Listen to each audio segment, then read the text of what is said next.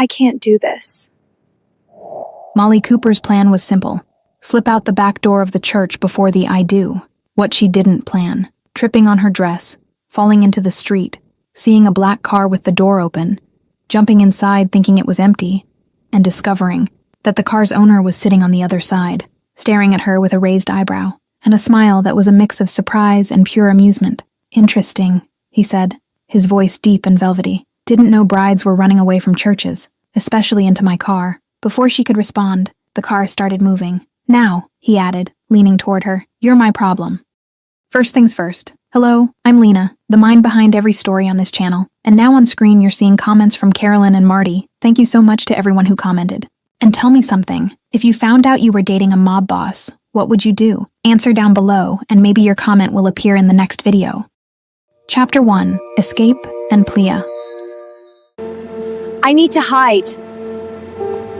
15 minutes earlier, at the church, the situation was different. I was staring at my reflection in the dressing room mirror, and the only thing I could think about was that this wedding dress was the most beautiful and most suffocating thing I'd ever worn in my life. The fabric weighed on my shoulders as if it carried all my mother's expectations, all the Graham family's ambitions, all the weight of a future I'd never chosen. Hazel was behind me, adjusting the veil, and I could feel her gaze burning into my back. Molly, are you sure about this? Her voice came out low, almost a conspiratorial whisper. I turned to her, feeling my heart racing. Hazel, I can't marry Steve. I just can't. I don't love him. She crossed her arms. But your mom. My mom wants the alliance with the Graham family. I cut in, feeling my voice come out louder than I intended. I don't know what I want, but it's definitely not Steve. Hazel grabbed my shoulders firmly. Then run! Now! How? There are 200 people out there. Back door. Get out, grab a cab, disappear. I looked at the mirror again, at that version of me all wrapped up in tulle and empty promises. Okay, I'm doing this. Her smile was the most beautiful thing I'd seen all day. Finally, go. I'll hold off your mom as long as I can. I didn't have a plan beyond running. I went out the back door, and the fresh air hit my face like a slap of reality. And then, because the universe has a terrible sense of humor, I tripped on the damn hem of the dress. I fell to my knees on the sidewalk with a dull thud. The pain was immediate, and when I looked down, I saw blood staining the white fabric. Perfect. Damn it. I got up limping, and that's when I saw the black car parked a few yards ahead, with the back door open. The driver was distracted on the phone, his back to me. My brain decided that was a perfect hiding spot, just until Steve gave up looking. I jumped into the car, throwing myself onto the soft leather seat. My heart was beating so loud I was sure they could hear it blocks away. I pressed my hands against my chest, trying to control my breathing, and it was exactly at that moment that the door on the other side opened. I froze completely. A man entered the car with the ease of someone who owns the world. Impeccable black suit, dark hair slicked back, brown eyes that pierced through me with genuine surprise, and then a slow, dangerously amused smile curved his lips. Interesting. His voice was deep, velvety. Brides usually run from the church, not into my car. I was breathless. I thought the car was empty. Clearly it wasn't. He looked down. Are you bleeding? I followed his gaze to my scraped knee. I fell, running away. From whom? From my wedding. The laugh that came from him was low, incredulous. Runaway bride. My favorite specialty. You're what? It was a joke. Pause. What's your name? Runaway bride. Molly Cooper. And yours? Vincent Mello. The way he said his own name carried weight. And why are you running from your wedding, Molly Cooper? Because I don't want to marry him. My mother forced me. The families arranged it. It's a business marriage, not a love one. I see. He leaned back, completely at ease. And you decided that inside my car would be the best hiding spot? Sorry, I'll get out. Molly, where are you? Panic hit me. I recognized that voice. It could only be Steve. Vincent looked out the window. Man in a tuxedo searching desperately? That's my fiancé. Ex-fiancé. He can't see me. Molly Cooper, you can't hide forever. I turned to Vincent and begged. Please don't tell him I'm here. Please don't say anything. I'm begging you. He studied me, clearly amused. You're begging me? Yes, I'm begging. Don't say anything. Let him pass. Please. And what do I get out of this? What? You invaded my car. You're asking me to lie for you. What's my compensation? I don't have anything. I ran away in just the dress. No wallet, no phone, no. Steve's voice cut through the air. Did you see a bride pass by here? The driver's voice responded calmly. No, sir. Sorry. If you do, let me know. She's my fiancé. Of course, sir. I waited for the footsteps to fade before whispering, Is he gone? Vincent was still looking out the window, still searching, but distant. Pause. You're terrible at running away, you know that? It's my first time. I've never run away from anything in my life. It shows. There was silence until it was broken again. So, Molly Cooper, what do we do now? You're not going to turn me in. Depends. Are you going to stay hidden in my car forever? No, I just need a place to go until Steve gives up looking. And you have that place. No. Family? My mom planned the wedding. She'll kill me. Friends? Hazel would try to help me, but Steve will look there first. Vincent fell silent, and then made a decision that seemed to amuse him. Okay what? I'll take you. Take me where? My hotel. You hide there until the ex-fiancé gives up. You do that? Why not? It's entertaining, and I'm rarely entertained. But you don't even know me. His smile widened. And you don't even know me. But you begged, and I have a weakness for desperate women in wedding dresses. Is that a joke? Maybe. Or maybe you're the first bride who jumped into my car. He turned. Louis, drive to the hotel. The driver turned around and his eyes widened. Vincent, there's a bride in the car. I know. She's a temporary passenger. Okay, this is new even for you. Drive. The car started moving. Reality started hitting me. I was in a car with a complete stranger going to a hotel. Wait, I don't know who you are.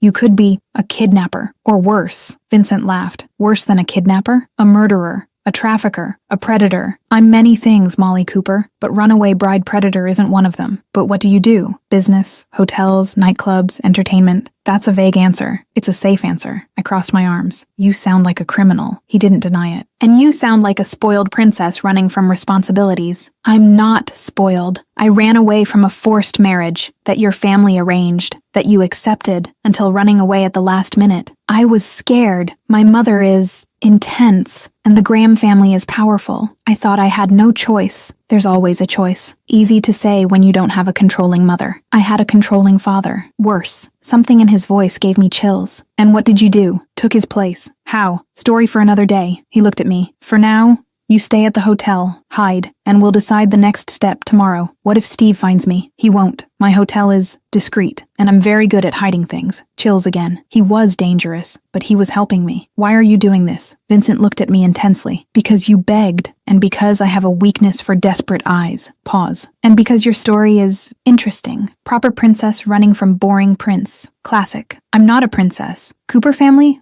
Traditional, rich, you're a princess. You just didn't know it. And the smile was predatory. Big bad wolf, obviously. I swallowed hard. Great. Jumped from the castle into the wolf's den. But the wolf promised not to eat you. Yet?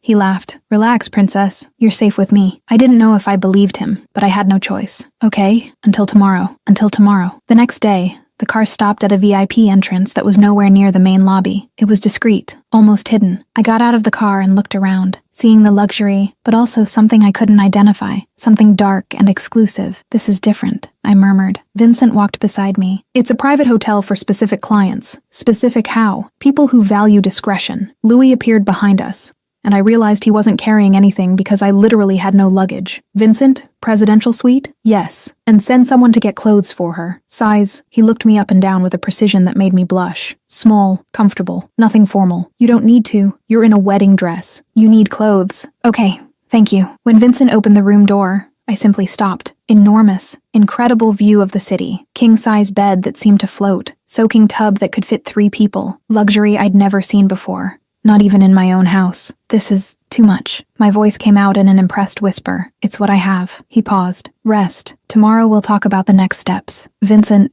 thank you. Really. For not turning me in. For helping me. He looked at me, and something changed in his gaze. Something softer. You're welcome, princess. Pause. Lock the door. Not because of me, but because you don't know this world yet. What world? Mine. And trust me, you don't want to know it without a guide. He left, closing the door behind him. I stood there for a moment, processing everything that had happened, before throwing myself on the giant bed. The wedding dress crumpled completely beneath me, but I didn't care. What did I do? I whispered to the ceiling. Outside, Louis was waiting, arms crossed and an expression that Vincent knew very well. The expression of, you've completely lost your mind. Boss, are you crazy? Probably. You brought the Cooper family's daughter to the hotel. If Virginia Cooper finds out, she won't find out. Yet. Yet? Louis practically shouted in a whisper. Vincent, the Coopers are traditional, powerful, and the girl ran from the Graham. You know who the Grahams are? I do, and I don't care. Why are you doing this? Vincent was silent for a moment before answering. Because she begged, and because no one's ever begged me before. It was refreshing. You're bored, and using the girl as entertainment? Maybe. Or maybe she's more interesting than any woman I've met in years. You only talked to her for 20 minutes, and in those 20 minutes she was more real than anyone else in months. Vincent started walking down the hallway. Relax, Lewis. I'm just going to help her disappear until Graham gives up. Then she goes back to her life. Lewis followed him. Do you believe that? Vincent stopped, his hand on his own door handle. I have to believe it, because if I don't, it means I'm going to get attached, and I don't get attached. Good luck with that, boss. Vincent entered the room, closed the door, and for the first time in a long time, smiled for real. A bride had jumped into his car running from a wedding. She had begged with those desperate, honest eyes. And he, Vincent Mello, the man who never got involved, who never let anyone in, had decided to help.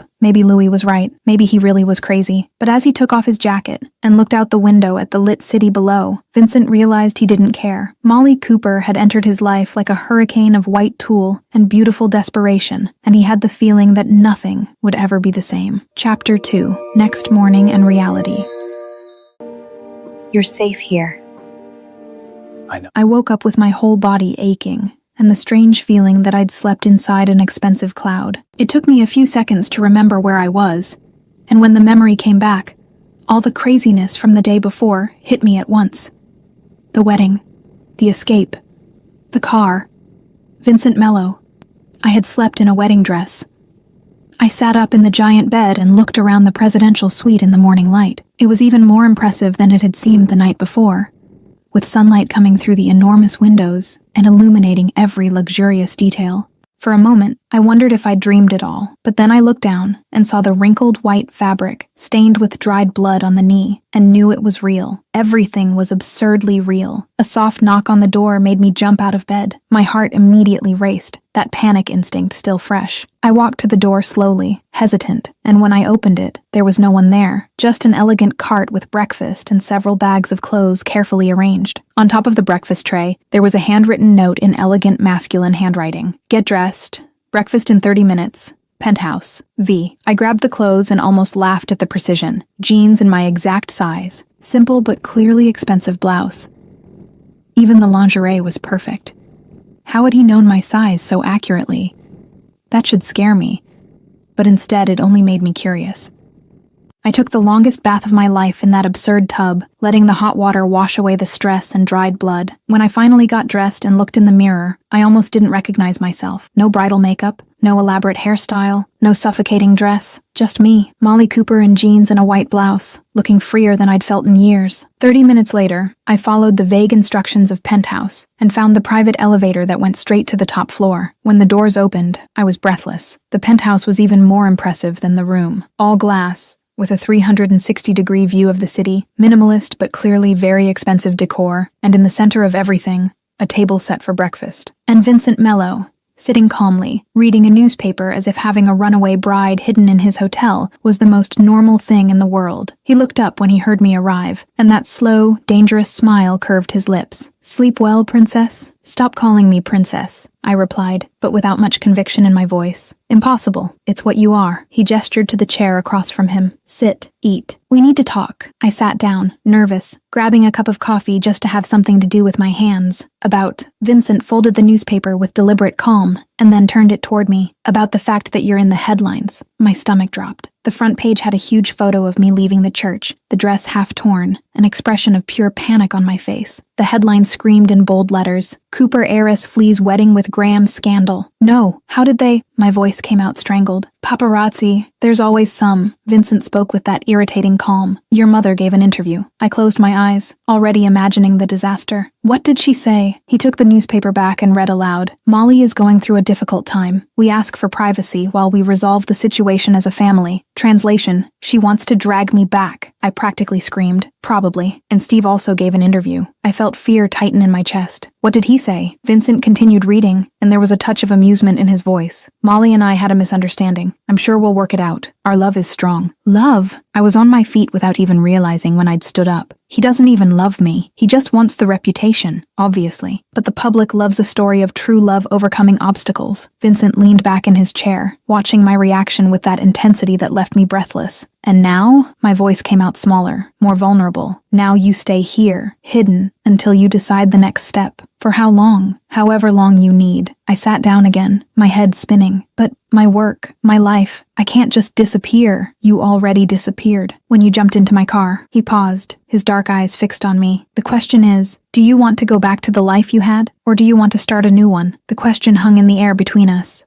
heavy with possibilities. I don't know. Then figure it out. Meanwhile, you're safe here. Before I could respond, the penthouse door opened and Louis walked in with a tablet in his hand, a serious expression on his face. When he saw me, he waved briefly before turning to Vincent. Boss, Virginia Cooper hired a private investigator to find Molly. I felt panic hit me again. My mom hired an investigator? Louis looked at me with something that seemed like sympathy. And Steve too. Apparently they're desperate. Vincent didn't seem the least bit worried. They won't find her. The hotel is a ghost. I frowned. Ghost how? No public records. Clients pay in cash, no external cameras, invisible. The reality of that hit me slowly. That sounds very illegal. Louis let out a short laugh. Oh, honey, illegal is our middle name, Louis. Vincent's voice carried a warning. What? She's going to find out eventually. Louis turned to me with a smile. The boss here runs an operation that makes the government look amateur at secrecy. I looked from Louis to Vincent, feeling something cold settle in my stomach. Operation of what, exactly? Vincent sighed, but didn't seem particularly bothered about being exposed. Adult entertainment. Legal, but morally questionable. Casinos, among other things. The truth hit me like a punch. You are a criminal. Technically, no. Morally, debatable. He leaned forward, and suddenly the space between us seemed smaller. But I've never heard anyone who didn't deserve it. Louis practically jumped with enthusiasm. He's kind of like Robin Hood. If Robin Hood wore Armani and had a Ferrari. Louis, you have work to do. Vincent's voice was firm now. I'm just helping ease the tension. Louis winked at me. Relax. He looks dangerous, but he's a kitten when he wants to be. Louis! Louis laughed and left, still humming something that sounded suspiciously like wedding music. I sat there processing everything. The reality of the situation finally hitting me with full force. I'm hiding in a hotel owned by a mob boss. Technically, yes. Problem? I should have a problem. I should be terrified. I should be running for the door. But instead, all I could say was, I should have a problem, but, strangely, I feel safe? Vincent looked at me for a long moment, and something changed in his expression. Something softer. Because you are. No one touches you while you're here. Why? Why do you care? The silence that followed was charged with a different tension. Electric and dangerous. When he finally responded, his voice came out lower, because you begged, and because something about you intrigues me. My heart raced. Intrigues how? I want to understand why a proper princess jumped into a stranger's car instead of calling her rich family to solve the problem. He paused, his eyes never leaving mine. You're braver than you think, or more desperate. I'm still deciding which. Maybe both, maybe. We stayed there, looking at each other across the breakfast table, and for the first time since I'd woken up, I felt something beyond fear. I felt curiosity, attraction, the dangerous feeling that I jumped from one problem straight into another, completely different one. But the difference was that this problem had penetrating brown eyes and a smile that made my stomach flip, and I wasn't sure I wanted to run away this time. Molly wasn't sure yet, but I think Vincent already had his absolute certainty. Or am I wrong? Chapter 3. Getting to know his world. You understand me.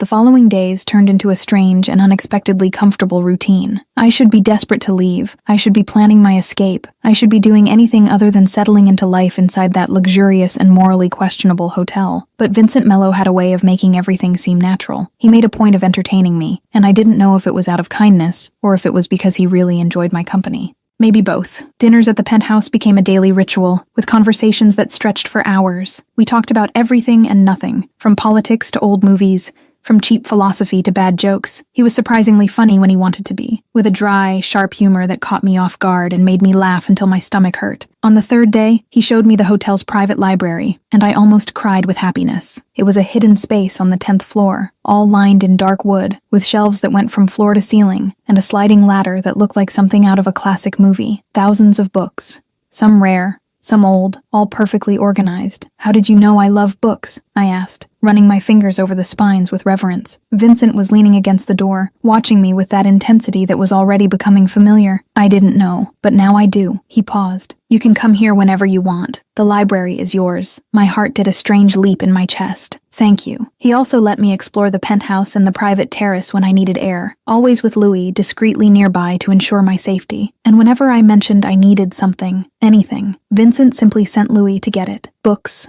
chocolates, even a specific hoodie I'd casually mentioned I used to wear at home. Everything appeared like magic. You don't need to do all this, I said one night, after Louis brought my favorite brand of tea that I'd only mentioned once. I know, Vincent replied simply, but I want to. It was the night of the 5th day when everything changed. Or maybe it didn't change. Maybe it just became clearer what was already happening beneath the surface. We were on the penthouse's private terrace, the lit city stretching below us like an ocean of lights. Vincent had brought wine, something expensive I couldn't pronounce the name of, and we were sitting in comfortable armchairs, just existing in the same space. The silence was pleasant, but there was something hovering in the air, something unspoken that needed to be addressed. Why are you doing this? The question came out before I could think better of it. Helping me, without asking for anything in return? Vincent took a sip of wine, his eyes fixed on the city lights. Who said I didn't ask for anything? My stomach tightened. Did you? He finally looked at me, and there was something vulnerable in that look I'd never seen before. Company. I live alone in this hotel. It's lonely. You have Louis. Louis is my brother. It's not the same thing. He swirled the wine glass between his fingers. And you're different from everyone I know. Different how? Honest. Real. You don't want anything from me except a hiding place. I thought about that for a moment. And that's good. It's refreshing. The women I know always want something. Money, status, power. You just want to escape from a life you didn't choose. And you understand that? My voice came out lower,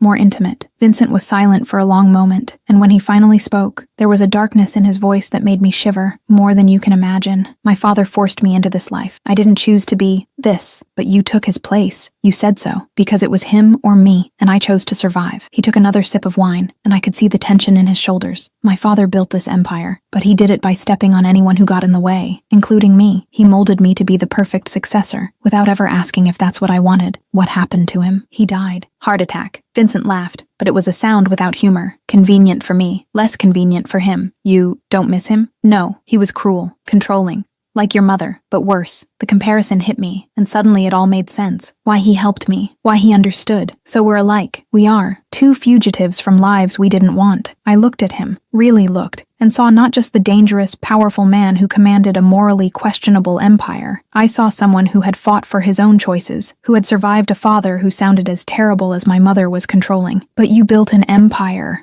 I just ran. Vincent leaned forward, and suddenly the space between us seemed smaller, more charged. Running is the first step. Building comes after. Pause. And maybe I'll help you build too. Why? Because I like seeing people win, especially when they have the courage to run first. The moment became charged.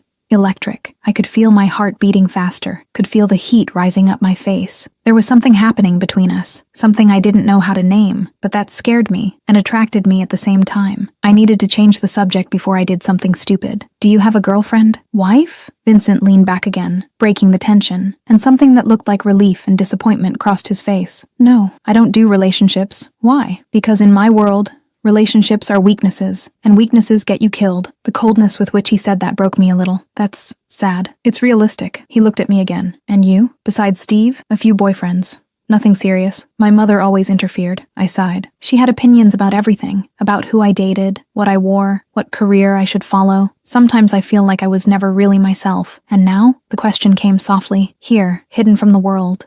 Away from your mother. Who are you? The question caught me off guard. I don't know. I'm still figuring it out. Vincent smiled, and it was a genuine smile, without the usual irony. Good. That means you're on the right track. We fell silent again, but this time it was more comfortable. I took a sip of wine, and let the question that had been tormenting me finally come out. Do you think she'll forgive me, my mother, for running away? Eventually, but first she'll try to control you again. It's what people like Virginia Cooper do. They don't know how to love without controlling. The truth of that hurt. What if I don't want to be controlled? Vincent looked at me with that intensity that made my stomach flip. Then you fight, like I fought. But I don't know how to fight. My voice came out small. Vulnerable. I'll teach you. My heart raced. You do that? I'm already doing it. Hiding you, protecting you, giving you time to decide the next step. He paused. But when you decide, I'll help you execute it." The tears came without warning, tears of gratitude and relief, and something else I couldn't name. Thank you, Vincent." He moved so fast I didn't even see it. Suddenly, he was kneeling in front of my chair, his large, warm hand curved against my face, his thumb wiping away the tears with a gentleness that completely contrasted with everything I knew about him. "You're welcome, Princess." His touch burned. I could feel the heat radiating from his palm against my cheek, could see the intensity in those dark eyes studying me as if I were something precious and fragile. My breath caught in my throat. The moment stretched, loaded with possibilities. I could see in his gaze that he wanted to kiss me, could feel it in the way his fingers curved slightly against my skin, and God, I wanted him to do it. But then something changed. Vincent pulled back, his hand leaving my face, and the cold night air filled the space where his warmth had been. He stood up and returned to his own chair, creating safe distance between us. We both knew what had almost happened. We both knew we'd pulled back, and neither of us talked about it. Somewhere on the other side of the city, in an elegant, cold office, Steve Graham was having a very different conversation. He was sitting behind the enormous desk, his fingers drumming impatiently on the mahogany surface, while the private investigator shifted uncomfortably in the chair across from him. "She has to be somewhere," Steve practically shouted. The investigator flipped through his notes with a defeated expression. "Mr. Graham, she's disappeared completely. No banking trails, no credit card use. No traceable phone calls. Impossible! She's not that smart." That's when Virginia Cooper spoke from the armchair in the corner of the office, where she'd been listening in silence. Her voice was cold and calculated. "Molly is very smart, Steve, but impulsive. She'll make a mistake eventually." The investigator looked between the two. "And when she does?" Virginia stood up, walking to the window with the upright, controlled posture that defined her every movement. "We find her and bring her back." Steve stood up too, fists clenched. "And I marry her. Doesn't matter if she wants to or not." Virginia looked at him with something that could be approval or contempt. It was hard to tell. "Excellent. We're in agreement then." Neither of them mentioned love. Neither of them mentioned what Molly wanted. To them, she was a piece on a chessboard, something to be recovered and controlled. And while they planned in their cold, calculated offices, I was on a terrace under the stars, feeling for the first time in my life that maybe, just maybe, I had found someone who saw me as more than a piece in someone else's game. Chapter 4. Lewis and Humor. Stay close to me. Risky outing. A week had passed, and I was starting to feel the effects of being trapped, even if in a 5-star prison. The room was beautiful. The penthouse was incredible. The library was my personal paradise. But there was something in me that was starting to feel claustrophobic. I needed air, movement, anything that wasn't those same luxurious walls. That's when Louis showed up at my room door with a steaming pizza box in his hands, and that mischievous smile I was already learning to recognize. "Delivery," he announced, entering without waiting for an invitation. I was lying on the bed with a book, but the sight of the pizza box made me sit up immediately. "Luis, you brought normal food. The boss was feeding you caviar and truffles. Figured you needed real pizza." He opened the box on the bed, and the smell of melted cheese and baked dough filled the room. I grabbed a slice and bit into it, closing my eyes in pure pleasure. "This is so much better." Louis threw himself in the armchair next to the bed with his own slice. "See? I'm better than Vincent." "Don't tell him," I said between bites. "Our secret." He winked, and then tilted his head, studying me with those perceptive eyes. "So you and the boss, huh?" I almost choked on the pizza. "Me and the boss, what?" "The heavy tension between you two. Even I feel it, and I'm notoriously oblivious to these things." I felt my face heat up. "There's no tension." Louis rolled his eyes dramatically. "Molly, please. I've seen how he looks at you, and how you look at him." "I don't look." "Yes, you do. With those, wow, the mob boss is hot eyes." He imitated a dreamy expression that made me throw a pillow at him. "I don't think that." I lied shamelessly. "Then you're blind, because the boss is objectively hot. Even I admit it, and I have high standards." Louis grabbed another slice, completely at ease. "But seriously, the boss likes you. A lot. He's never let anyone stay here this long." I stopped eating, processing this. "Because I have nowhere to go." "Lie." Louis looked at me seriously now. "He wants you here, because you make him smile. And the boss never smiles." "He does smile. Before you? Never. Now. Every time he talks about you. Every time you enter a room. Every time someone mentions your name. That's big, Molly. You don't understand what that means." I fell silent, my heart beating faster. "But his world is dangerous." "It is. Very dangerous." Louis leaned forward, and there was something genuine in his gaze now. "But when Vincent Mello protects someone, nothing touches that person. He'd move mountains, burn cities, destroy empires to keep you safe. That's who he is when he really cares." The words hung in the air between us, loaded with a weight I wasn't ready to carry. But before I could respond, before I could process what Lewis was saying, he'd already completely changed the subject, returning to the light humor that was his trademark. 2 days later, the feeling of being trapped, had become unbearable. I found Vincent in the penthouse, where he was working on something on his laptop, and just blurted it out. I need to get out, even if just for an hour. He looked up from the computer, his expression immediately cautious. Too risky. Steve's still looking. Then take me somewhere he'd never go, I insisted, feeling the frustration grow. You have those places. Vincent was silent for a moment, clearly weighing his options. I have a private club, exclusive members. Steve would never get in. I felt a wave of hope.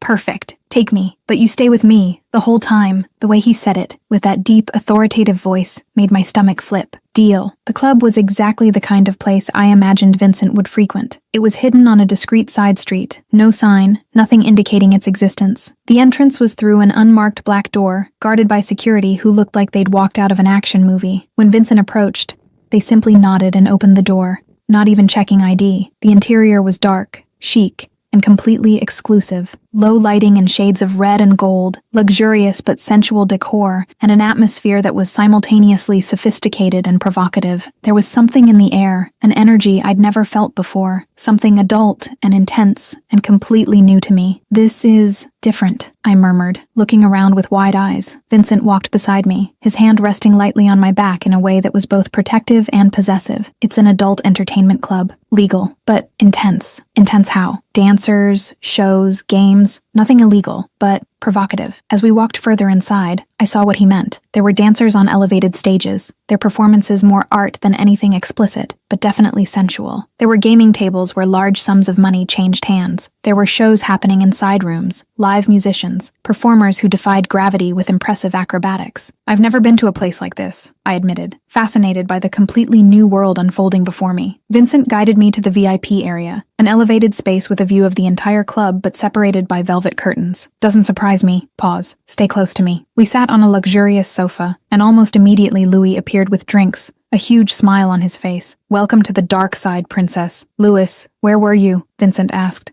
accepting one of the drinks. Checking security. All clear. No one suspicious. Louis turned to me, extending a glass of something that glowed golden. Enjoying it, I accepted the drink, still absorbing everything around me. It's very sensory. Wait until you see the main show. Acrobats. It'll blow your good girl mind. Louis threw himself on the sofa beside me. I'm not a good girl, I protested, even knowing it was useless. Louis burst out laughing. You ran away from a wedding and hid out with a mob boss. Okay, you're kind of rebellious, but you still have that never broke a rule in my life energy. I've broken lots of rules. Vincent turned to me, and there was amusement in his eyes. Like? I thought furiously, trying to find a convincing example. I once skipped class? Louis literally doubled over laughing. Skipped class? That's your big rebellion? I felt my face burn. It was bold at the time. Vincent was smiling now. That genuine smile Louis had said was rare. Molly, you're adorable. Don't call me adorable. It makes me sound like a child. He leaned closer, and suddenly the space between us seemed tiny. You are adorable, and brave, and stronger than you realize. Pause. But yes,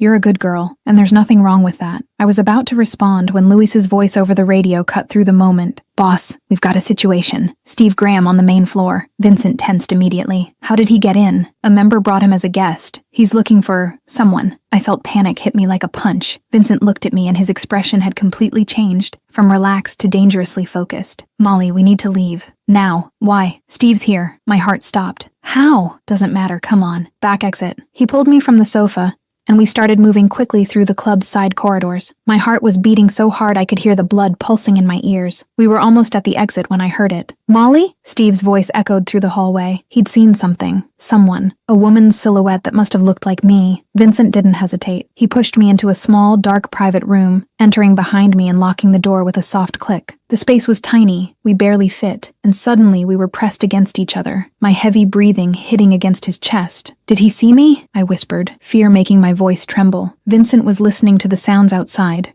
Completely still. Don't know. Stay quiet. Sorry, I shouldn't have asked to go out. The words came out in a miserable whisper. He looked down, and even in the darkness I could see the intensity in his gaze. Don't apologize. You deserve to get out. We were so close I could feel his warmth, could feel every breath, every beat of his heart against mine. Vincent. His hand came up, touching my face with that gentleness that contrasted so much with everything else about him. Are you okay? I'm scared. I'll protect you. Always. The moment hung suspended, loaded with everything we weren't saying. The voices outside continued for a few more seconds, and then moved away. disappearing completely. Vincent checked through the crack in the door before turning to me. He's gone. Let's go. We left through the secret exit, a corridor that led directly to the private garage. No one saw us. No one knew we'd been there. Back at the hotel, I was still shaking. Vincent took me straight to the penthouse, and only when we were safe behind locked doors could I finally speak. How did he find me? My voice came out louder than I intended. He didn't find you. He went to the club by chance. His luck. Our bad luck. Vincent poured 2 glasses of whiskey, handing me one. I took a large sip, feeling the liquid burn going down my throat. What if he comes back? He's banned now. I guarantee it. But what if he finds out I'm with you? Vincent looked at me over his glass, and there was something dangerous in his gaze now. He won't. And if he does, I'll deal with him. How? The way I deal with all threats. Pause. But you don't need to worry about the details. I put the glass on the table, feeling my hands still shaking. Vincent, thank you, again, for protecting me. He set his own glass aside and walked over to me, his hands resting on my shoulders. Always, princess. And in that moment, with his hands warm on my shoulders and his eyes fixed on mine, I realized Louis was right. Something was happening between us. Something inevitable and scary and completely out of my control. And for the first time, I wasn't sure I wanted to fight it. What do you think? Should our protagonist fight what she feels? Or should she just surrender to her love? Chapter 5. Feelings and Virginia finds out. I choose my life. The weeks that followed were the strangest and simultaneously the most natural of my life. Something was changing between me and Vincent. Something neither of us was willing to name out loud, but that was present in every prolonged look, in every touch that lasted a second longer than necessary, in every comfortable silence that stretched between us like an unspoken promise. The dinners at the penthouse stopped being just casual entertainment and transformed into something intimate and loaded with meaning. The conversations deepened each night, exploring territories I'd never shared with anyone before. We talked about fears and dreams, about regrets and hopes, about the versions of ourselves we'd left behind, and the ones we were still trying to discover. Vincent started teaching me about his business, not the shady and morally questionable details, but the structure, the strategy, the way to build something from nothing. He showed me spreadsheets and projects, explained financial decisions and investments, and was genuinely impressed when I asked intelligent questions or suggested alternatives he hadn't considered. "You have a talent for this," he said one night, after I spent an hour analyzing an expansion project for one of his hotels and pointed out 3 potential flaws in the planning. The admiration in his voice was real and made me feel proud in a way no compliment from my mother ever had. And I, by some inexplicable miracle, could make Vincent Mello laugh. Not that ironic, controlled smile he used as armor, but genuine laughter that lit up his face and made his eyes shine in a way Louis swore he'd never seen before. Sometimes it was something I said unintentionally. Sometimes it was a terrible joke. Sometimes it was just the way I reacted to something completely normal, as if it were the most fascinating thing in the world. The accidental touches became intentional. A hand on my back when we walked together, his fingers adjusting a strand of hair that had fallen on my face, my hand finding his when we watched something together. Each touch burned, leaving invisible marks on my skin that I could feel hours later. The sexual tension between us grew each day, thick and palpable in the air whenever we were in the same space. It was the kind of tension that made my breathing fail when he entered the room, that made my heart race when he got too close, that made every cell in my body vibrate with awareness whenever his eyes landed on me. It was on one of those nights, almost 3 weeks after I jumped into his car running from my own wedding, that everything almost changed. We were at the penthouse watching some old movie neither of us was really paying attention to. I was tired, relaxed in a way that only happened when I was with him, and without thinking much about it, I let my head rest on his shoulder. I felt Vincent tense for a second, just a second, before relaxing completely, and sliding his arm around my shoulders in a way that seemed like the most natural thing in the world. We stayed like that for long minutes, just existing together in the same space. And then, I couldn't hold back the question that was tormenting me anymore. Is this weird? My voice came out low, almost a whisper in the comfortable silence of the room. What? His voice reverberated in the chest where my head was resting. This. Us. Me hiding here. You protecting me. Becoming friends? I felt more than saw when he tilted his head to look at me. Are we friends? The question caught me off guard. I don't know. Are we? Vincent was silent for a long, heavy moment. I don't have friends, Molly. I have allies. Employees. Louis. But friends? No. Something in my chest tightened with that admission. Then what am I? Another pause. Even longer. Loaded with weight. Something different. Something I don't know how to name yet. I lifted my head from his shoulder, turning to face him for real. We were too close. So close I could see the small golden flecks in his brown eyes. So close I could feel his breath brushing my face. I don't know what you are to me either. What do you want me to be? The question came out low, intense, loaded with everything we weren't saying. I felt my heart race, felt the heat rising up my face, felt every nerve ending in my body come alive. More than protector, more than friend. But I don't know if I can want that. Why? Because your world is dangerous. Because I'm running from one life to not fall into another complicated one. The words came out in a vulnerable whisper. Vincent raised his hand, his fingers tracing a soft line along my jaw in a way that made my stomach flip. Fair. Long pause. But what if I told you that you make me want to be less dangerous? My heart practically stopped. Seriously? You make me want normal things. Dinners without worry, conversations without hidden agendas, waking up and having a reason to smile. His voice was so low now I had to lean even closer to hear. You make me want to be a better person. The tears came without warning. Hot and fast. Vincent. He wiped them away with his thumb. That soft, careful touch that broke me and fixed me at the same time. But I understand if you don't want this. I come with heavy baggage. And I come with a crazy family and a stalker ex-fiancé. We both have baggage. My voice came out shaky but determined. Vincent leaned closer. So close our lips were just centimeters apart. So close I could feel his warmth enveloping every inch of me. For one infinite moment, I thought he was going to kiss me, desperately wanted him to kiss me, but then he stopped, his forehead resting against mine, his eyes closed as if he were fighting something internal. Maybe when all this is over, we try? His voice came out hoarse, loaded with contained desire. Try what? Us. For real, without hiding, without running, just the two of us, seeing where this can go. I felt my heart swell in my chest. I'd like that. Then it's a promise. He pulled away, creating safe distance between us again. But the promise hung in the air like something solid and real. Meanwhile, on the other side of the city, in a cold, impersonal corporate office, Virginia Cooper was having a conversation that would change everything. The private investigator was standing in front of her desk, holding a folder with an expression that was a mix of triumph and apprehension. Virginia stared at him with that icy intensity that made grown men shrink. Mrs. Cooper, I found something. Virginia leaned forward, her hands clasped on the desk. Finally, where is my daughter? I don't know the exact location, but she was seen entering a club owned by Vincent Mello. The name fell in the air like a bomb. Virginia went completely still, only her eyes narrowing dangerously. Vincent Mello, the mob boss. Yes, ma'am. Apparently she's with him. Virginia stood up so abruptly the chair scraped on the floor with a sharp sound. My daughter is with a criminal? It appears so, ma'am. Virginia grabbed her purse with stiff, controlled movements, the kind of control that came before an explosion. I'm going to destroy him. 2 hours later, she was at the entrance to Vincent's hotel, and the security guards were trying politely but firmly to block her passage. I'm sorry, ma'am, but this is a private establishment, and I am Virginia Cooper. Her voice cut through the air like a sharp blade. And my daughter is here. Let me in or I'll call the police and make a scene that will be in all the papers tomorrow. One of the guards murmured something into the radio, and seconds later Louis's voice responded. Boss, we have a problem. Virginia Cooper is at the entrance demanding to come in. At the penthouse, I was with Vincent when we heard the message. I felt all the blood drain from my face. My mom? Here? Vincent tensed, but his voice came out calm. She found out. Pause. Do you want to talk to her? I don't know. Panic was starting to take over. That old deep fear of disappointing Virginia Cooper, of facing her fury. Vincent held my face in his hands,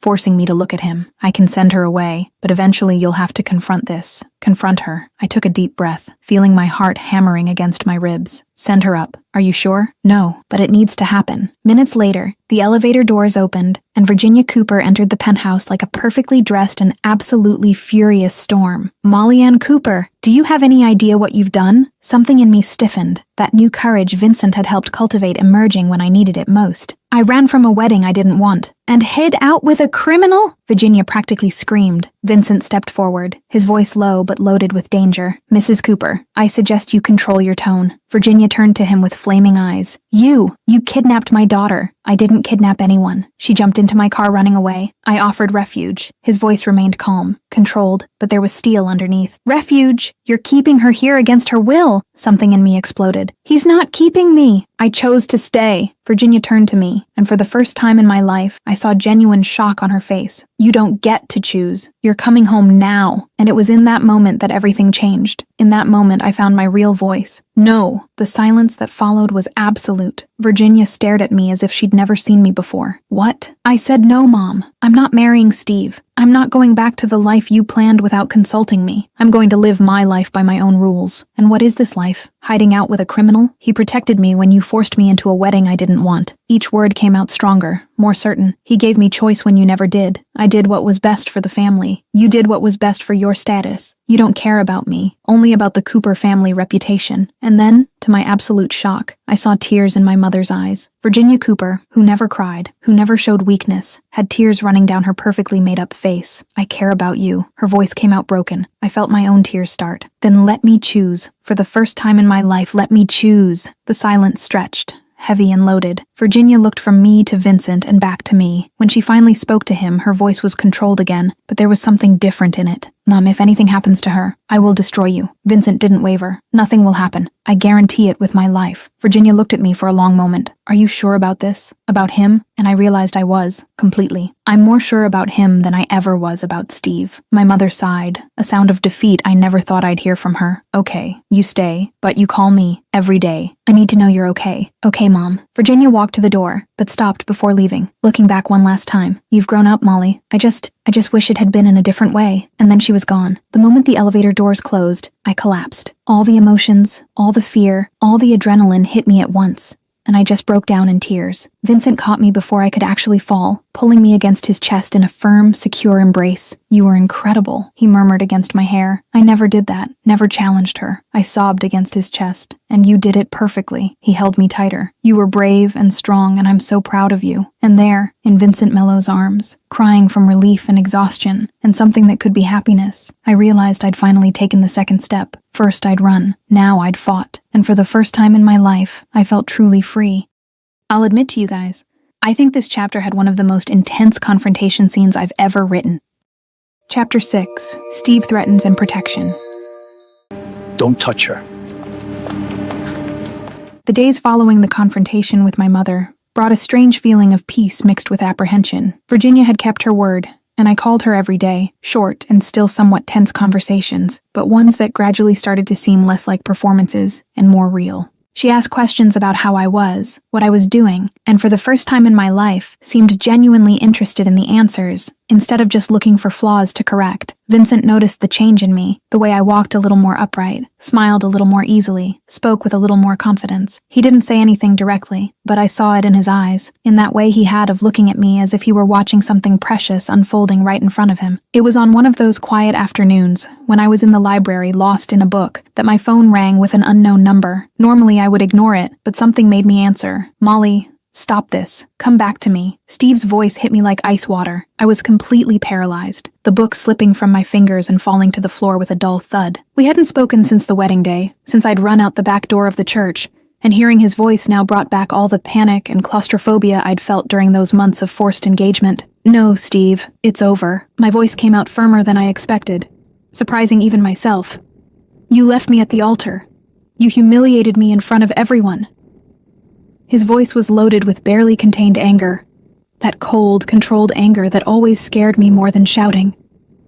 You only care about your reputation, not about me, I responded, feeling my own anger grow in my chest. I love you, he practically screamed, and the sound was so fake I almost laughed. You don't even know what love is, Steve. You want possession. You want a perfect doll who stays quiet and smiles at your business parties and never questions anything. Each word came out clearer, more certain. That's not love. It never was. And this criminal you're with, does he love you? Or is he using you? His voice dripped venom. He respects me. Something you never did. I felt my hands shaking, but kept my voice steady. There was a long, heavy pause, and when Steve spoke again, there was something new in his voice, something that made my stomach tighten with fear. You're going to regret this, Molly. Big time. The call cut off. I sat in the library for several minutes, the phone still in my hand, my heart beating erratically in my chest. Something about the way he'd said those last words, the veiled promise of consequences, left me genuinely scared for the first time since I'd run away. I found Vincent at the penthouse half an hour later, and the moment he saw me, his expression changed completely. What happened? He was at my side in seconds, his hands on my shoulders, his eyes scanning my face. Steve called. My voice came out small. Vincent went completely still. Did he threaten you? Sort of. He said I'm going to regret it. I repeated the words, and they sounded even more sinister out loud. Vincent's expression darkened in a way I'd never seen before, something dangerous and cold taking over his eyes. He turned immediately, pulling his phone from his pocket. Lewis, double security. Now.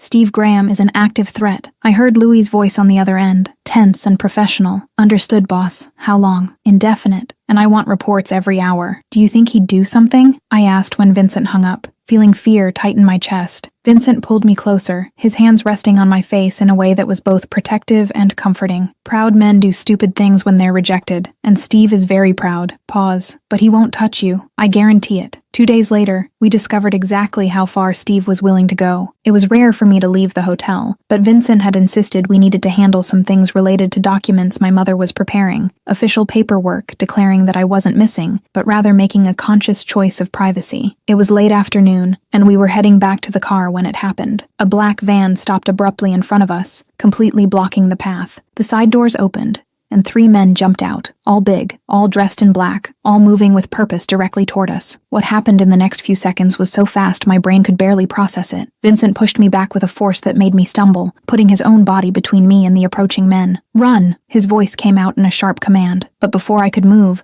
before I could process what was happening, Vincent's security guards appeared out of nowhere.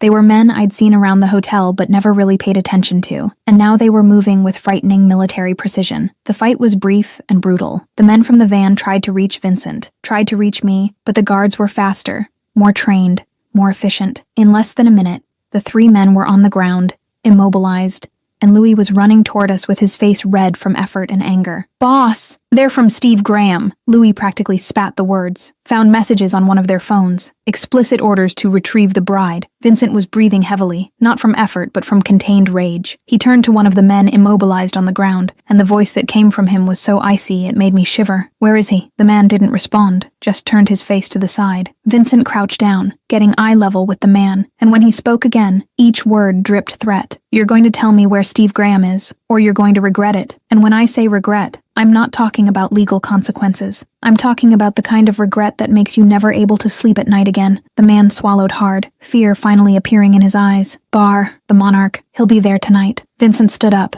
making a gesture to Louis. "Take them. I don't want to see them again. Ever." Louis nodded to the other guards, who began dragging the men away. Vincent turned to me, and the anger on his face softened immediately when he saw the expression on mine. "Are you okay?" He was at my side again, his hands checking if I was hurt, his eyes scanning every inch of me. I'm in shock." My voice came out shaky. They tried to take me. I know, and they failed, and they'll keep failing." Vincent pulled me against his chest, and I could feel his heart beating hard against my cheek. "Breathe. You're safe. I'm here." Later that night, after Vincent took me back to the hotel, and made sure I was safe in the penthouse with Louis and 2 more guards at the door, he disappeared. I knew where he'd gone. I knew what he was going to do. And a part of me, the part that was still trying to be the good girl Molly who never broke rules, felt guilty for not trying to stop him. But the bigger part, the new part that was learning to fight for her own choices, knew that Steve needed to understand he couldn't just take me like I was his property. Vincent found Steve exactly where the man had said, in an expensive, discreet bar in the financial district. Steve was sitting alone at a table in the back, drinking something that probably cost more than most people made in a week, with that irritating expression of superiority I knew so well. When Vincent approached and simply sat in the chair across from him without invitation, Steve looked up with a mixture of surprise and poorly disguised fear. "Vincent Mello." His voice came out uncertain. Vincent didn't waste time on pleasantries. "You tried to take Molly. Grave mistake." Steve tried to recover his composure,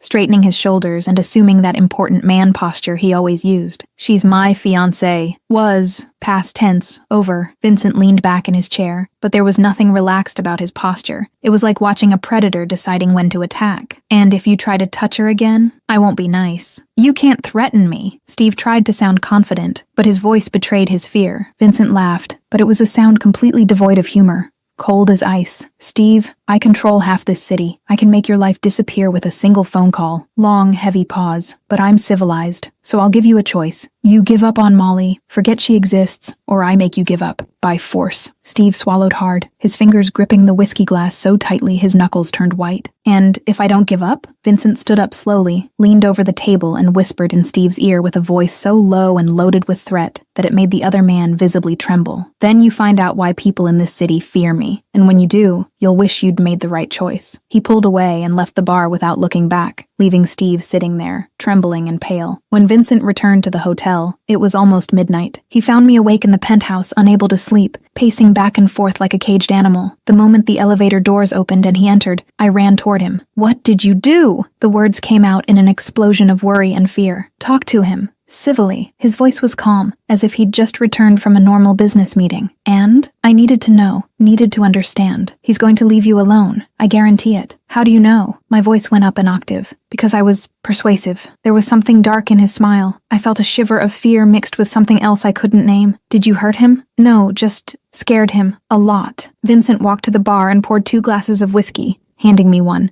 He got the message. I downed the whiskey in one gulp, feeling it burn. Thank you, but I hate that you had to do that. I do whatever it takes to protect you. He set his own glass aside and walked over to me, his hands resting on my shoulders. Always. But what if he comes back? What if he tries again? The panic was returning, the adrenaline from the day finally catching up with me. Vincent held my face in his hands, forcing me to look into his eyes. He won't. And if he tries, I'm here, always. You understand? Always. The tears came without warning, hot and fast. I don't deserve you. He wiped away the tears with his thumbs. That infinitely gentle touch. You deserve everything. And then, for the first time since we met, he kissed my forehead, his lips warm and soft against my skin. But it wasn't enough. Something in me, something brave and new and tired of waiting, decided it wasn't enough. What if I want more than a forehead kiss? The words came out low, but firm. Vincent went completely still, his eyes widening slightly. Molly, I want you, Vincent. For real. I placed my hands over his, still resting on my face. I'm tired of waiting, tired of being afraid, tired of pretending I don't feel what I feel. Are you sure? Because if we do this, there's no going back. His voice came out hoarse, loaded with barely contained desire. I looked into his eyes, into those intense brown eyes that really saw me, that respected me, that made me want to be brave. I want there to be no going back. And finally, Vincent Mello really kissed me. It was like the whole world stopped. His lips met mine with an intensity that completely took my breath away, one hand sliding to the nape of my neck while the other settled on my waist, pulling me against him. The kiss was everything I'd imagined, and more. It was hunger and tenderness mixed together. It was promise and surrender at the same time. It was the culmination of weeks of tension and unspoken desire finally finding release. When we finally separated, we were both breathless, foreheads touching, hearts beating in unison. You're mine now, he whispered against my lips. Officially. Possessive, I murmured, but I was smiling. Extremely. Got a problem with that? I pulled him back for another kiss. Deeper, more desperate. Absolutely nothing. I like it. And that night, everything changed. There was no going back, and I didn't want there to be. Chapter 7. Revelation and Relationship. I'm not running. The first thing I registered upon waking was the warmth. Not the suffocating, uncomfortable warmth that came from blankets that were too heavy, but the human, comforting warmth of another body close to mine, of strong arms wrapped around my waist, of soft, rhythmic breathing against my hair. The second thing I registered was that I definitely wasn't in my room. I opened my eyes slowly, blinking against the soft morning light coming through the huge glass windows, and realized I was in Vincent's room. In his room. In his bed. With him.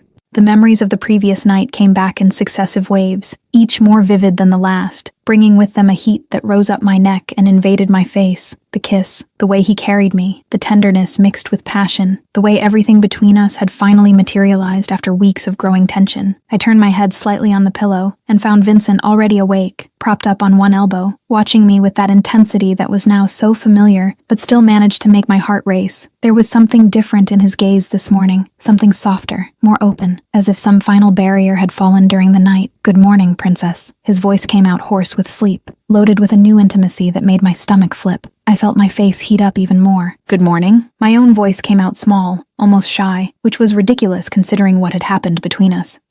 How long have you been awake watching me? A slow smile curved his lips, long enough to confirm you're even more beautiful in the morning. Flatterer. But I was smiling, unable to help it. Honest. He extended his hand, his fingers tracing a soft line across my face, down my cheek to my chin. How are you? The question was simple, but the weight behind it was immense. He was asking if I regretted it, if I was okay, if I was still sure. I'm good, better than good. I paused, biting my lip. Was that real? Vincent leaned closer, his forehead touching mine. Very real. And now, the question came out in a whisper, loaded with all the uncertainties that still hung between us. Now you're mine. Officially. The way he said it, with that possessive, certain voice, should scare me, but instead it just made my heart race faster. Possessive, I murmured. echoing our conversation from the night before. Extremely. We've already established that. He smiled against my forehead. Problem? I slid my hand across his chest, feeling the muscles contract under my touch. No, I like it. Good, because I don't share. He pulled me closer, and we stayed like that for long minutes, just existing together in the comfortable silence of the morning, the world outside temporarily forgotten. That's when we heard quick footsteps approaching from outside,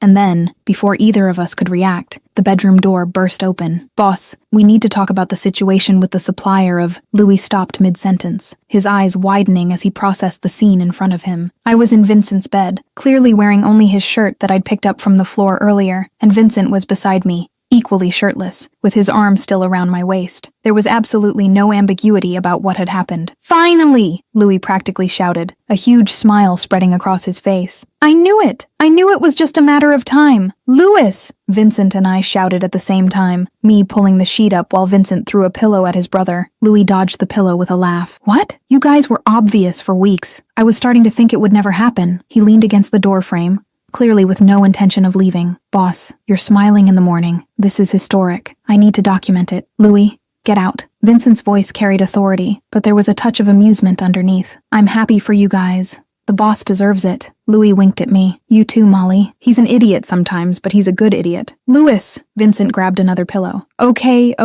I'm leaving. Louis raised his hands in surrender, still laughing. But just for the record, I told you you had chemistry. Nobody ever listens to me. He started to close the door but stopped. Oh, and boss, lock the door next time. There are things a brother doesn't need to see. The door closed completely, and I could hear Louis's laughter echoing down the hallway as he walked away. I looked at Vincent, who had his hand covering his eyes in something between embarrassment and amusement. He's impossible. He's Louis. Vincent lowered his hand, looking at me with a genuine smile. But he's not wrong. Were we obvious? Probably. I laughed, snuggling closer to him. Louis said weeks ago that you smiled every time you talked about me. I didn't believe him. It was true. Vincent kissed my forehead. You make me smile. You make me want to be better. You make me feel things I swore I'd never feel again. The words hit me square in the chest, heavy with meaning. Vincent, I know it's early. I know all this is crazy and fast and probably insane. He looked into my eyes, and there was a vulnerability there I rarely saw. But I don't care. You're mine now, and I'm going to protect this. Protect us. I want that too, I whispered, emotion tightening my throat. I want us. We stayed like that for a while longer before the reality of the outside world came knocking again.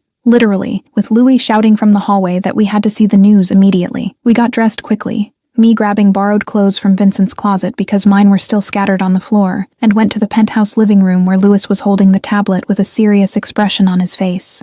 Steve didn't give up, he said without preamble, turning the tablet toward us. My stomach dropped when I saw the headline. Cooper Iris in relationship with mob boss. Below were photos, clearly taken by hidden paparazzi, of me and Vincent together, leaving the hotel, getting into the car. A particularly intimate photo of the two of us on the penthouse terrace, so close it was impossible to deny the nature of our relationship. The article was sensationalist and full of speculation, painting Vincent as a dangerous criminal who had kidnapped the innocent heiress, and me as either a victim or accomplice, depending on the paragraph. Now everyone knows. My voice came out weak as I continued reading, seeing my private life being dissected for public entertainment. Vincent took the tablet from my hand and set it aside, making me look at him. So what? So what that my reputation, my family, everything is going to... I couldn't finish the sentence, panic starting to tighten my chest. Molly, you ran away from a wedding. Your reputation was already tarnished. He held my face in his hands, forcing me to maintain eye contact. But if you want to hide, we hide. If you want to come out, we come out. Your choice. Always your choice. The way he said it, giving me the power of decision, reminding me it was my life and my choice, gave me the courage I needed. I want to come out. I'm tired of hiding, tired of worrying about what others think.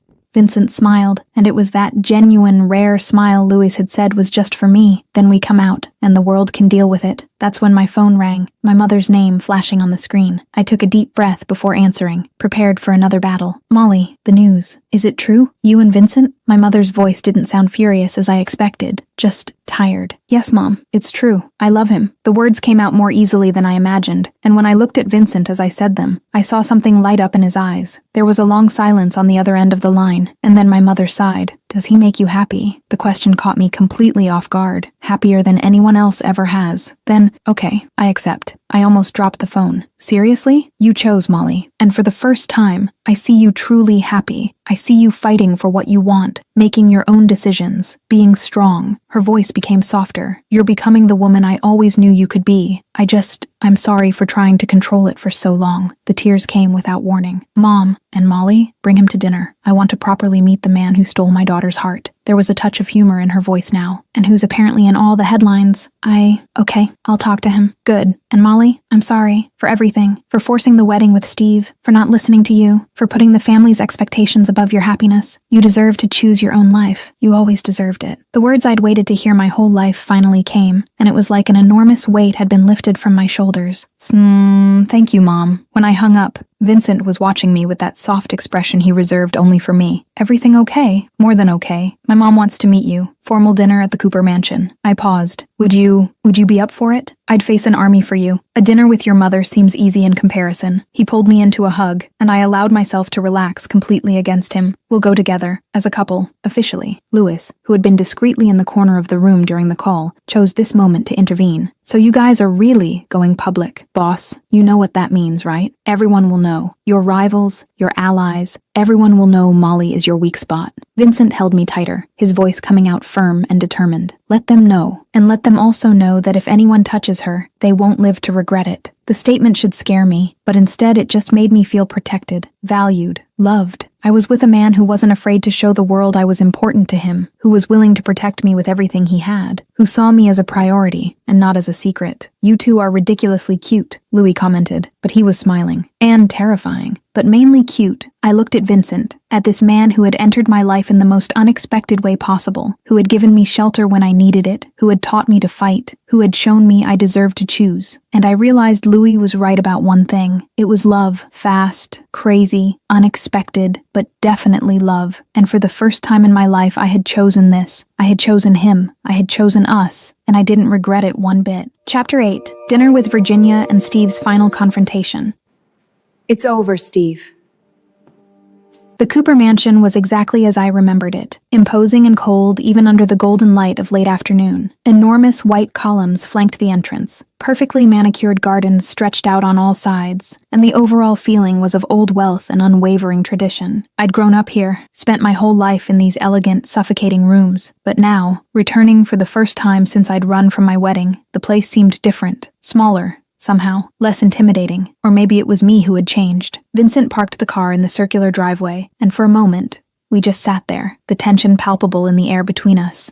I could see from the rigidity in his shoulders, from the way his fingers gripped the steering wheel a little tighter than necessary, that he was nervous, even though he'd never admitted out loud. Vincent Mello, the man who commanded half the city without blinking, was nervous about having dinner with my mother. "Are you okay?" I asked, placing my hand over his. He looked at me, and for a moment the mask of control fell, revealing the genuine concern underneath. I face criminals, dangerous rivals, situations that could kill me without hesitation, but officially meeting the mother of the woman I love? He let out a short, humorless laugh. That's scary in a completely different way. My heart skipped in my chest, hearing those words so casually, as if he hadn't even realized what he'd said. You just said you love me." Vincent went completely still, processing his own words, and then a slow, genuine smile curved his lips. "I did, and it's true. I love you, Molly Cooper, completely, irrevocably, in a way that scares me and completes me at the same time." The tears came without warning, hot and fast. "I love you too, so much that sometimes I can't breathe right when I think about it." He leaned in, capturing my lips in a soft kiss full of promise. "Then let's do this together. Let's face your mother. Let's come out publicly with our relationship. Let's build something real. Together, together," I repeated, feeling the words settle in my chest like something solid and true. We got out of the car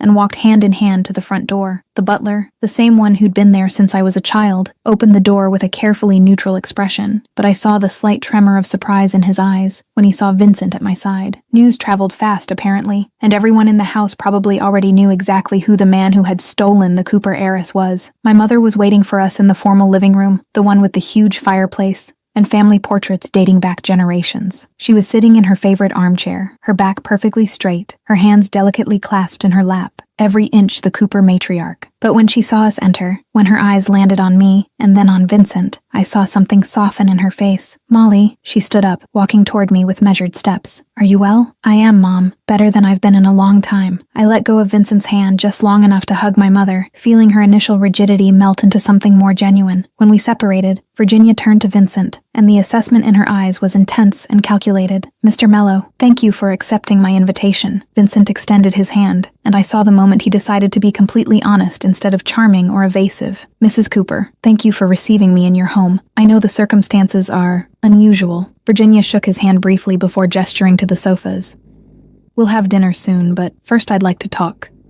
Please, sit. We sat side by side on the sofa, and Vincent kept my hand firmly intertwined with his, a gesture of unity and support that didn't go unnoticed by my mother's sharp eyes. So, Mr. Mello, Virginia began, her voice polite but loaded with purpose. What exactly do you do? Vincent didn't waver. I manage entertainment businesses, hotels, nightclubs, some investments in properties and urban development, and the mob part? The question came direct, without beating around the bush, typically Virginia Cooper. I felt Vincent squeeze my hand lightly before responding with the same brutal honesty. I have connections, and I operate in areas some would consider morally gray, but I've never hurt innocents, never entered businesses that harm people who don't deserve it, and I always keep my word. Virginia studied him for a long moment, her eyes scanning his face as if she could read every hidden secret. And my daughter? Where does she fit into this dangerous world of yours? She is my world. The answer came quick and firm, without hesitation. Molly is the most precious thing in my life. I protect her with everything I have, with everything I am. No one touches her. No one hurts her. That's non-negotiable. Something changed in my mother's face, a reluctant approval mixed with something that could be respect. Good, because if you hurt her, if you allow anything to happen to her, I will hunt you down, and I don't care how powerful or dangerous you are. No one hurts my daughter. Vincent smiled, and there was genuine appreciation in the smile. Fair. I'd expect nothing less from her mother. I looked between the two of them, feeling something warm in my chest. My mother was accepting, really accepting, not just tolerating, but genuinely approving. Dinner was served in the formal dining room,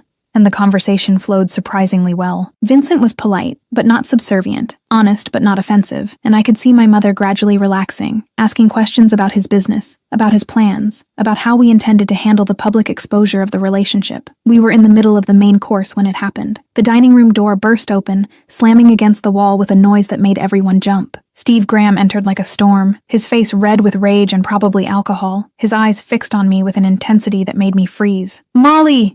You can't do this to me, he practically screamed, completely ignoring my mother and Vincent. I stood up from my chair, feeling anger explode in my chest. Steve, get out. You weren't invited. I love you. We were supposed to get married. You owe me this. He took a step in my direction, and immediately Vincent was on his feet, positioning himself between us with frightening fluidity. You don't love me. You love the idea of me. You love having a perfect trophy wife who never questions anything, I screamed back, all the months of frustration finally finding voice. Vincent said nothing, but his presence was protection enough, his body forming a solid barrier between me and Steve. And you're going to make me leave? In front of her family? Steve challenged, looking at Vincent with false bravado. If necessary, Vincent responded, his voice low but loaded with real threat. That's when my mother stood up, and the voice that came from her was pure steel covered in ice. Steve Graham, get out of my house. Now. Steve turned to her, shocked. Mrs. Cooper, you humiliated my daughter. Virginia cut him off, each word sharp as a blade. You treated her like property, like something to be traded between families as if we were still in the 19th century. I was wrong to support this marriage, to pressure my daughter into something she clearly didn't want. But that mistake ends now. She walked to the door, opening it completely. Now get out before I call security and have you removed by force. Steve looked between us, processing that he'd completely lost, that not even Virginia Cooper was on his side. You're all going to regret this. All of you. Empty threats from a small man, Vincent said calmly. Leave, Graham, while you can still leave with dignity. Steve shot us one last look of pure hatred before turning and leaving, slamming the door behind him hard enough to make the paintings on the wall shake. The silence that followed was absolute. Slowly, I sank back into my chair, my hands trembling with adrenaline and relief. Vincent was at my side immediately, his hand on my back, anchoring me. My mother returned to her own chair with the same composure as always, but when she spoke, there was something different in her voice. You chose well, Molly. I looked at her, surprised. Vincent is intense, dangerous, probably. Definitely not what I imagined for you. She paused, looking directly at me. But he clearly loves you, and more importantly, he respects you, sees you as an equal. not as property. That's more than Steve Graham would ever do. The tears came again, but this time they were from pure relief. Thank you, Mom, for understanding, for supporting me. Virginia smiled, and it was a genuine smile, the kind I rarely saw. You're my daughter, and seeing you happy, seeing you strong and making your own choices is all a mother really wants. She turned to Vincent. Take care of her. Always, Vincent responded without hesitation. That's a promise. The rest of dinner passed in a completely different atmosphere, lighter, more real. My mother told stories from my childhood that made Vincent laugh, and he shared some carefully edited stories about his own business that made my mother shake her head with reluctant amusement. When we finally said our goodbyes and walked back to the car, I felt like an enormous weight had been lifted from my shoulders. I'd faced Steve for the last time. I had my mother's approval. I had Vincent at my side. You were incredible in there, Vincent said as we drove back to the hotel, my hand intertwined with his over the center console. We were incredible, I corrected. Together. He lifted my hand to his lips, kissing my fingers softly. Together. Always. And as I watched the city lights pass by the window, Vincent driving with one hand while holding mine with the other, I realized I'd finally found my place. Not in the Cooper mansion with all its traditions and expectations. Not in an arranged marriage with a man who never loved me. But here, with this unlikely man who had entered my life in the most chaotic way possible and had shown me what it was to be truly seen, truly valued, truly loved. The runaway bride had found her home, and there was no place in the world I'd rather be. Chapter 9. Happy Ending and New Beginning. Yes, forever. 7 months had passed as if they were simultaneously the blink of an eye and an entire eternity. 7 months since I'd jumped into that car dressed as a bride, running from a life I never wanted. 7 months since Vincent Mello had looked at me with that mix of surprise and amusement, and had decided to help me instead of turning me in. 7 months since everything had changed. The life we built together was different from anything I'd imagined, but it was infinitely better than any fantasy. Vincent had kept his promise to teach me to fight, to help me build something of my own, and to my own surprise, I discovered I had a talent for his business. Not the shady, morally questionable part, but the legitimate administration of the hotels, people management, expansion strategy. He put me as operations manager of one of the smaller hotels, a pilot project to see if I really had the knack for it, and in 3 months, I'd increased occupancy by 20% and reduced operational costs without compromising service quality. Vincent was so proud he practically glowed when he presented the results to Louis. You're a natural at this, he said one night, after we closed a particularly difficult deal with a group of investors. We were at the penthouse, celebrating with champagne, and the pride in his eyes warmed me more than any drink could. I learned from the best, I replied, snuggling beside him on the sofa. Lie, this is pure talent. He kissed my forehead. You were just waiting for the right opportunity to shine. Life settled into a comfortable but exciting routine. We worked together during the day, had dinner together every night, and slowly the hotel that had started as my hiding place transformed into my home. My mother and I rebuilt our relationship, stronger and more honest than it had ever been. Hazel became a constant presence, loving every second of the chaos my life had become, and reminding everyone that she was the one who had encouraged me to run in the first place. It was on a spring evening, exactly 7 months after that crazy day at the church, that Vincent took me to the penthouse terrace, the same terrace where we'd had so many important conversations, where I'd started falling in love with him without even realizing it, where we'd shared wine and vulnerability in equal parts. The city stretched out below us, an ocean of lights that twinkled like earthly stars. Vincent was quiet, more nervous than I'd seen him in months, and when he finally turned to face me, there was something different in his eyes. Molly, you changed my life in ways I can't even explain properly. He took my hands, his fingers intertwined with mine. You entered my car like a hurricane of white tulle and desperation, and since then nothing has been the same. I felt my heart start to race, a suspicion growing in my chest. You taught me it's possible to be strong and gentle at the same time, that it's possible to trust without losing control, that it's possible to love without fear. He released one of my hands,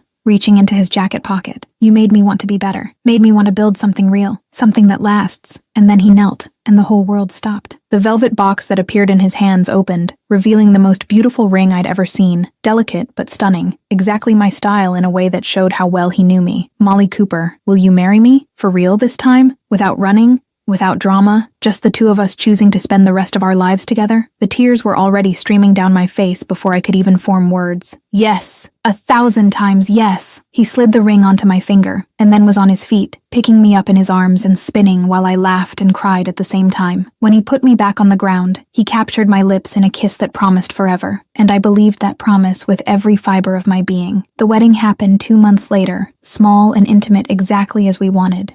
There weren't hundreds of guests we barely knew. There wasn't excessive pomp or performances for the cameras. just the people who really mattered, gathered in a small, beautiful chapel, witnessing as Vincent and I promised our lives to each other. Louis was the best man, of course, and his speech at the reception had everyone laughing until it hurt. I never thought I'd see the day my brother would get married, and I definitely never imagined it would be with a bride who literally jumped into his car running from another wedding. He raised his champagne glass. But life is crazy, and sometimes the best things come from the most absurd situations. Vincent, you found someone who makes you laugh, who challenges you, who makes you want to be better. And Molly, you found someone who sees you, who respects you, who loves you exactly as you are. You both deserve all the happiness in the world. Everyone toasted, and I looked at Vincent through happy tears, seeing the same love reflected back at me. At the reception, Hazel pulled me aside, her eyes shining with emotion. You did it. You ran and found real love. Thanks to you for encouraging me to run. I hugged my best friend tightly, for reminding me I deserve to choose. You're welcome. Now be happy. You deserve it more than anyone I know. Later, when the party was winding down and guests were starting to leave, Vincent took me back to the penthouse terrace, the same place where he'd proposed, where we'd shared so many important moments. So, I said, leaning against him as we looked at the city. From runaway bride to wife, what a journey. The best journey of my life. He pulled me closer, kissing the top of my head. Even with all the drama? With Steve, with the headlines,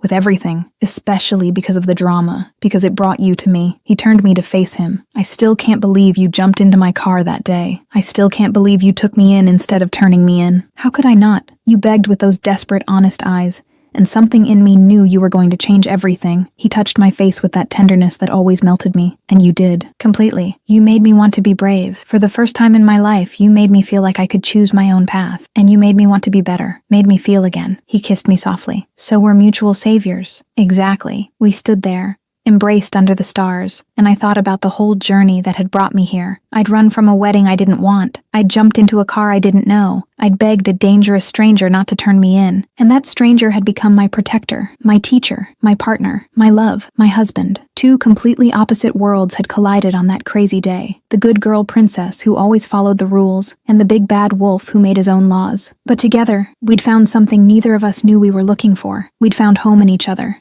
And as the city glowed below us and the future stretched ahead full of possibilities, I knew with absolute certainty I'd made the right choice. Sometimes the best stories start with a desperate escape and end with an unlikely love. Molly and Vincent, runaway bride and mob boss, forever. And now I'm going to tell you the behind the scenes of this video. I confess this story was born from a silly question. What if a bride literally jumped into the wrong car running from the altar? The image of Molly tripping on her dress and falling into Vincent's car made me laugh alone for days. Vincent was inspired by those men who control entire empires, but completely melt for one person. I wanted someone dangerous, yes, but who had that obsessive protective side that makes me sigh. Louis? Oh, Louis just happened. He invaded the story in Chapter 1 and refused to leave. Comic characters have that power. The real challenge was maintaining balance. Enough tension to hook you, but lightness to not weigh it down. Dark romance needs to breathe between the shadows. Favorite scene? Her first "I'm begging you." Everything changed there.